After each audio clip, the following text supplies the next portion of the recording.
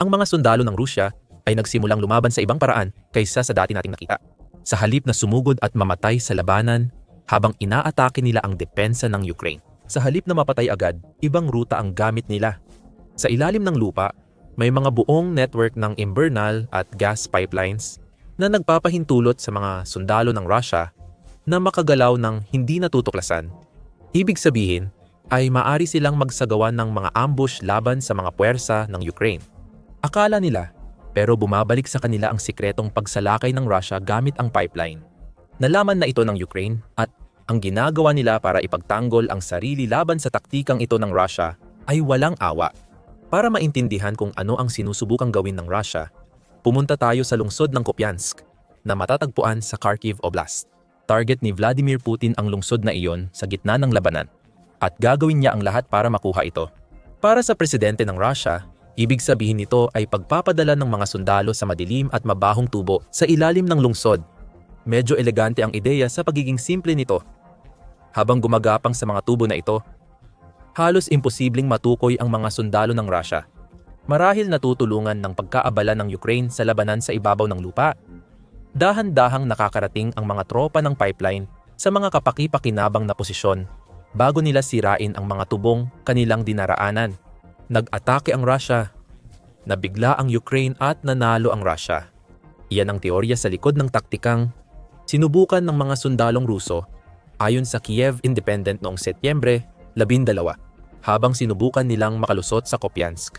Dumaan ang mga sundalong Ruso sa gas pipeline na tumatawid sa ilog Oskil malapit sa lungsod. Hindi nag-iisa ang mga sundalong iyon. Malalaki ang mga tubong dinadaanan kaya nakakasuporta ito sa electric scooter at mga bangkong may gulong. Kaya nadadala ng mga sundalong Ruso ang kagamitan habang bumiyahe. Naging matagumpay ang taktika ayon sa Rusya na nagsabing ayon sa plano ang operasyon nila sa mga tubo malapit sa Kupiansk. Iniulat ng Medusa na nagsimula ng magbahagi ng mga video ang mga pro-Russian na channel sa Telegram kung saan makikita ang mga sundalong Ruso na dumadaan sa mga tubo ng Kupiansk. Madalas itong sinasabayan ng mga pahayag na ang mga ginamit na tubo ay diretso papasok sa lungsod na sinusubukang sakupin ng Rusya. Kinukontra ito ng Ukraine. Sinasabing walang direktang pasok sa lungsod gamit ang mga tubo. Ang mga tubo ng Rusya ay kontrolado na ulit ng Ukraine. Babalikan natin ito mamaya. Iniulat ng Medusa na ang deep state na sumusubaybay sa mga paglusob sa tubo sa Kupiansk ay nagsasabing karaniwang inaabot ng 4 na araw ng mga sundalo ng Rusya para makarating mula sa isang dulo ng network ng tubo hanggang sa kabila. Mukhang naghanda na ang Rusya para dito. Ayon sa ulat ng Medusa, may mga itinayong lugar para sa pagkain at pahingahan sa loob ng mga tubo na sinasabing nakatulong sa mga puwersa ng Rusya na marating ang maliit na baryo ng Radkivka. Pagdating doon, nagkalat sa kagubatan ang mga sundalong Ruso sa paligid ng Kupiansk, marahil para ipagpatuloy ang paglusob sa riles ng lungsod. Kung paniniwalaan ng deep state, epektibo talaga ang taktika ng mga Ruso. Sabi ng Medusa, ayon sa deep state, nakapag-abante na ang mga unit ng Rusya sa Kupiansk dahil sa taktikang ito gamit ang pipeline. Ang pahayag na iyan ay sinusuportahan ni Vitaly Ganchev na siyang pinuno ng Administrasyong Militar-Sibil na itinayo ng Rusya upang pamahalaan ang mga bahagi ng Kharkiv na kasalukuyang okupado ng mga puwersa ng Rusya. Ayon kay Ganchev, nasa Kupiansk na ang assault group ng Rusya na gumagamit ng pipeline at unti-unti nilang pinapaalis ang puwersa ng Ukraine sa lungsod. Ayon sa Ukraine, hindi nila itinatanggi ang pag-atake ng Rusya gamit ang pipeline. Kinumpirma mismo ng General Staff ng Militar ng Ukraine sa Telegram ang pangyayari. Binanggit din agad ng parehong organisasyon na kontrolado nila ang sitwasyon. Ang mga puwersa ng Russia, kahit nagamit minsan ang Kupiansk pipeline, ay di na muling makakagawa ng ganitong pag-atake. Patuloy na sinusubukan ng kalaban magtipon sa hilagang labas ng Kupiansk. Ayon sa pahayag, ang labasan mula sa pipeline na ginamit ng kalaban para maglipat ng mga tauhan papuntang Kupiansk ay nasa ilalim ng kontrol ng mga tagapagtanggol ng Ukraine. Hindi dumidiretso sa lungsod ang pipeline. Ipinaliwanag ng pangkalahatang kawani na may ilang pipeline sa Kupiansk, kaya kailangang tandaan ito sa pagpigil ng Ukraine sa muling paggamit ng pipeline. 3 sa 4 na linya ay nasira at binaha. Habang ang ika-4 ay kontrolado ng depensa, ayon sa Telegram post. Malinaw ang mensahe. Hindi nagtagal ang mga puwersang Ruso na gumamit ng pipeline papasok sa Kupiansk. At sino mang susubok gumamit ng pipeline na ito sa hinaharap ay sasalubungin ng tubig. O kaya naman ng mga baril ng mga tagapagtanggol ng Ukraine sa kabilang dulo ng mga tubo. Mabilis tinanggi ng Ukraine ang ulat ng Deep State at sinabing padalos-dalos ito. Walang Ruso sa Kupiansk ayon kay Andrei Kanashkevich, pinuno ng militar ng Kupiansk. Ang labanan ay nasa labas ng lungsod. Kontrolado ng ating depensa ang lungsod, pero hindi ibig sabihin na maganda na ang sitwasyon sa Kupiansk. Wala ng tubig, gas, at kuryente. At 70% ng lungsod ay winasak ng pambobomba ng Russia. Patuloy ipinagtatanggol ng Ukraine at pinipigilan ang Russia na gamitin ang mga pipeline para magpadala ng infiltrator at saboteur sa Kupiansk. May kakulangan pa rin ng kalinawan tungkol sa buong sitwasyon. Gayunpaman, mukhang mali ang mga paunang ulat na nagawang gamitin ng mga tropa ng Russia ang mga tubo para makapasok sa Kupiansk.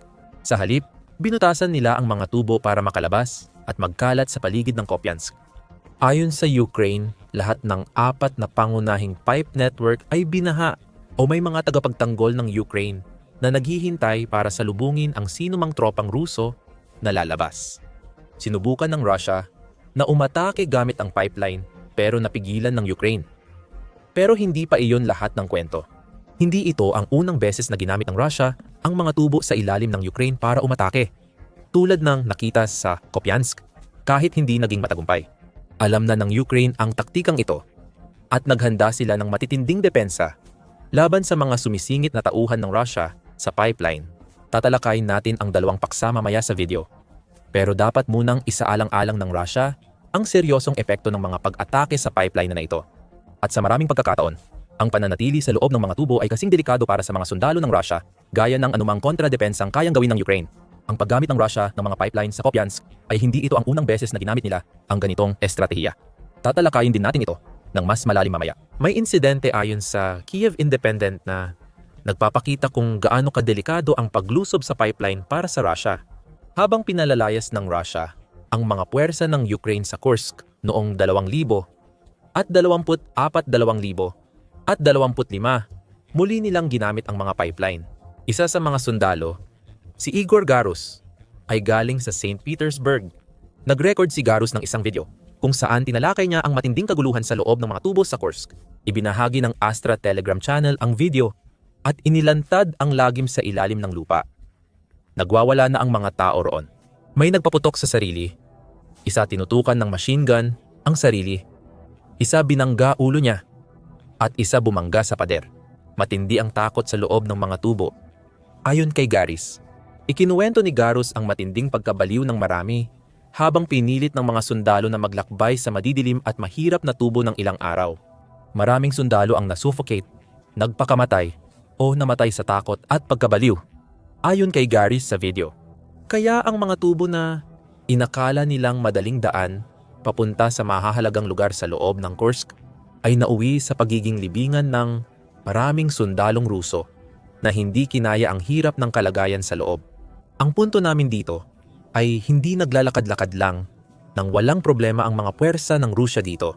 Ilang araw silang gumapang sa Imbornal papunta sa mga lugar na kailangan nila.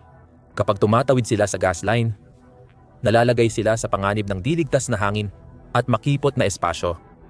Kaya posible silang mabulunan o mamatay.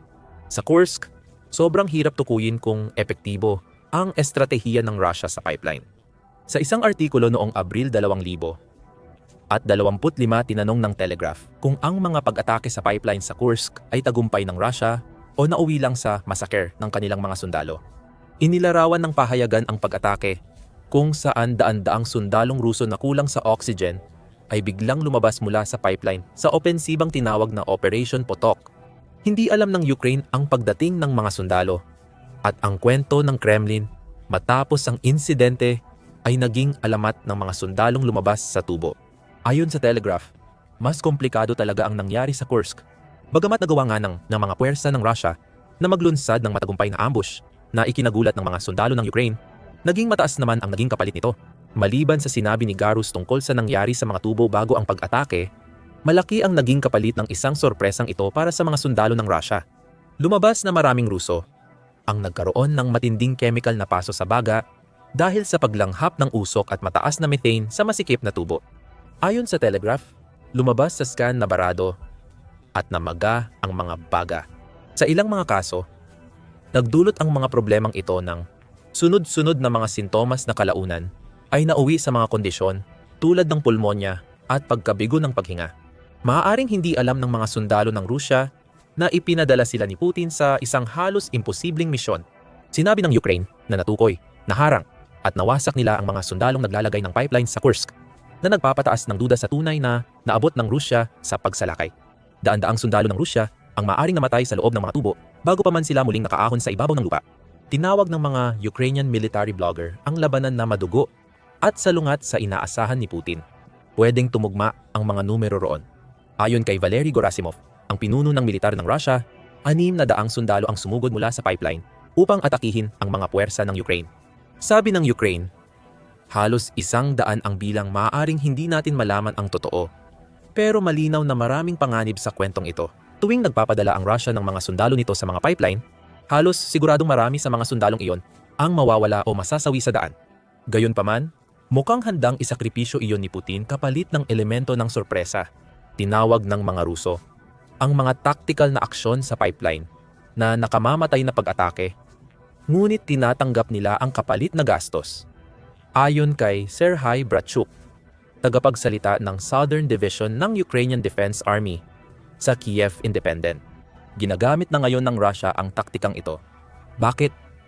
Iyan ang tanong.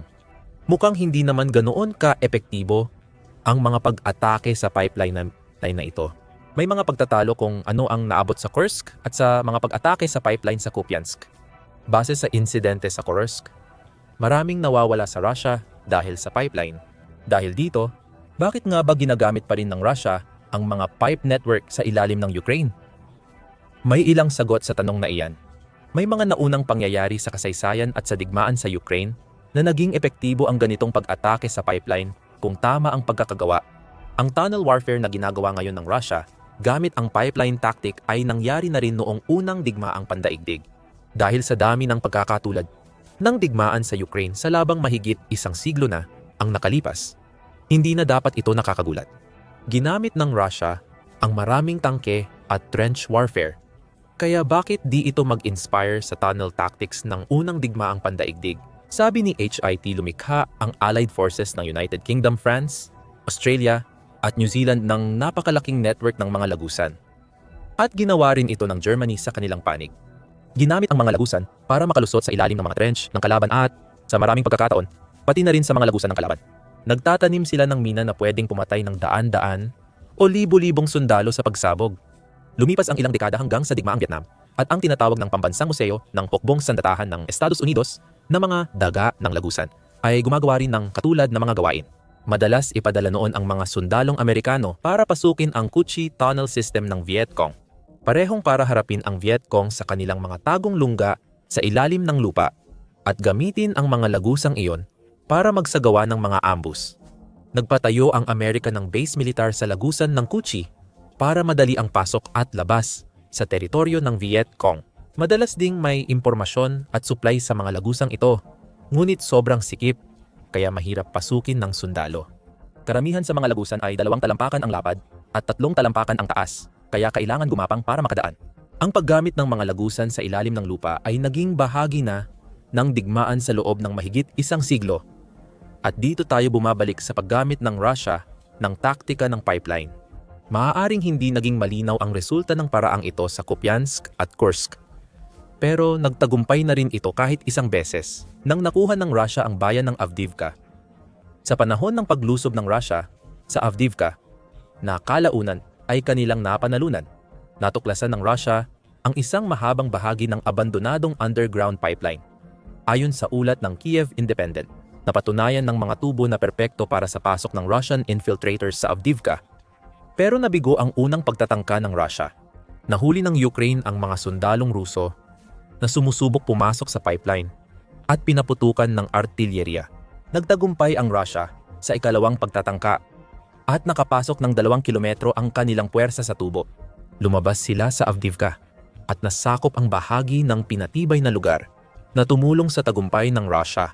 Napatunayan na ng Russia na epektibo ang taktikang ito ng pipeline noon. Sinusubukan pa rin nila kahit may panganib, umaasa ang Russia na muling gagana ang taktika. May iba pang dahilan kung bakit gusto ng Russia na lusutan ang pipeline. Marami sa mga tubong ginagamit ay natira pa mula sa panahon ng Soviet noong kontrolado ng Russia ang Ukraine. Ayon sa Radio Free Europe, Radio Liberty, posibleng may mga lumang mapa ng pipeline ang Russia na magagamit nila sa paggalaw ng kanilang tropa. Sa madaling salita, hindi basta-basta naglalakad ang mga puwersa ng Russia sa mga tubong ito nang walang alam. Alam nila kung saan sila pupunta, kahit pa kailangan nilang gumugol ng ilang araw sa ilalim ng lupa para makarating doon. Dahil nasa ilalim ng lupa, mas nagiging karaniwan ang taktika ng paggamit ng pipeline. Lubhang nakakapagod at maraming nalulugi sa Russia ang kanilang opensiba laban sa depensa ng Ukraine. Ayon sa Ministry ng Pananalapi ng Ukraine, higit 11 milyong sundalo ang nawala sa Russia mula nang simulan ang pananakop nila. Sa dami ng sandatang ginamit ng Ukraine, pinakatampok ang mga drone sa pagdulot ng casualty. Iniulat ng The Week na hanggang 80% ng mga casualty na nararanasan ng parehong Ukraine at Russia ay dulot ng mga drone. Walang silbi ang mga drone dahil sa mga pipeline. Kahit pwedeng magtapon ng pampasabog malapit sa pasukan at labasan ng mga tubong gamit ng Russia, hindi nila mabantayan ang malalawak na network. Binabago ng mga sundalo ng Russia ang drone battlefield gamit ang mga nakakasakal na tubo. Ang huli, kahit kakaiba, ay mas ligtas kaysa sa nauna. Ngayon malinaw na may problema ang Ukraine sa mga pipeline. Ano ang tugon ng Ukraine dito? Napag-usapan na natin ang matindi nitong aksyon sa pagsalakay sa Kupiansk pipeline. Hindi na nag-isip pa, binahan ng Ukraine ang mga pipeline. Hindi mo na kailangan kaming sabihan na hindi maglalangoy ng ilang araw ang mga sundalong Ruso para lang makalusot sa mga tubo na iyon. Pero isipin mo ito, paano kung magpadala ulit ng sundalo ang Russia sa Kupiansk habang binabaha ng Ukraine? Wala na bang takas sa tumataas na tubig? Maaaring puno na ngayon ng mga patay na sundalong Ruso ang mga tubong ginamit ng Russia sa pag-atake sa Kupiansk. Dagdag pa ng Business Insider, nagsimula na ring takpan ng Ukraine ng tinik na alambre ang loob ng mga tubo na sa tingin nila ay maaaring maging mahina o madaling pasukin. Ginagamit itong patibong na halos di makita ang alambre sa dilim habang gumagapang ang tropang Ruso sa mga tubo. Nabanggit namin kanina na nagkaroon ng matinding takot sa Kursk pipeline. Isipin mo na lang kung gaano kalala ang takot kung biglang magsisigawan ang mga sundalo sa unahan. Nahiwa sila ng barbed wire habang ang mga nasa likod di alam ang nangyari. Ibinahagi pa ng Heyman, 100 at isang X account ang video na patunay na nandoon talaga ang barbed wire. Sa 24 segundong video, makikita ang tubong sapat lang para gumapang ang tao at karamihan nito'y balot ng barbed wire. Walang makakadaan sa patibong na yan. Ang sino mang sundalong Ruso na sumubok ay mapupunit at magiging dugo ang harang, napipigil sa iba pa sa likod na umusad pa. At pagkatapos, may mga pag-atake pa.